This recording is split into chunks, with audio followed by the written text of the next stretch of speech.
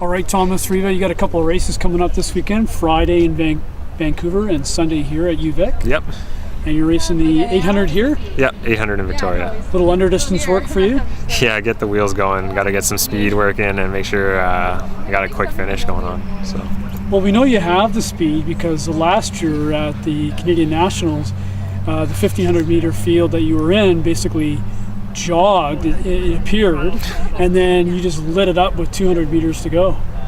Yeah, it was a bizarre race, like, to be honest. Like, I couldn't believe how slow it had gone. Everyone was kind of, I think, just keying off Cam Levins and expecting some sort of like long drawn out push from him, and it never really occurred. And so, like, 300 to go, I just like blasted it down the backstretch and ended up like holding on to the lead. So that was awesome. Yeah, for sure it was. I bet it was a surprise to you too.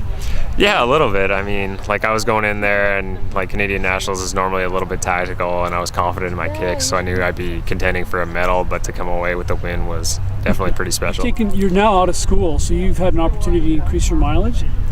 Yeah, I definitely ran a lot more through the fall and definitely through the winter, where I didn't really have the indoor competitions to really worry about.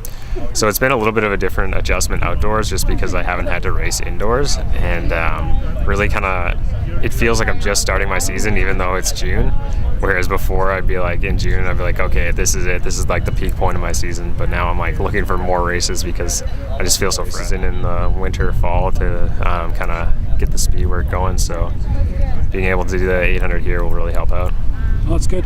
And then, so what are you looking for in the 800 here at UVic? Time, it's not super important. The biggest thing is just to get going fast and really prep for a race that I've got coming up the next week on Thursday. So I'm going to go down to Portland after this and try and bang out another 1500. So kind of replicating a little bit what would happen in the Olympics should you make the team, and then you have a bunch of races in short order. So you have Jerome with a 1500 in Vancouver. 2 days later, you're racing here in the 800 in an under distance race, and then off to Portland to race your 1500 again. Yeah, it's kind of nice to just like block them all together. You put in your huge training block before, and then you just taper and just keep kind of fine-tuning everything throughout each of the races. Yeah, it's really just changed the workouts I've been doing and like what I've been able to do, and like really having more of a strength approach as opposed to doing a lot more speed work.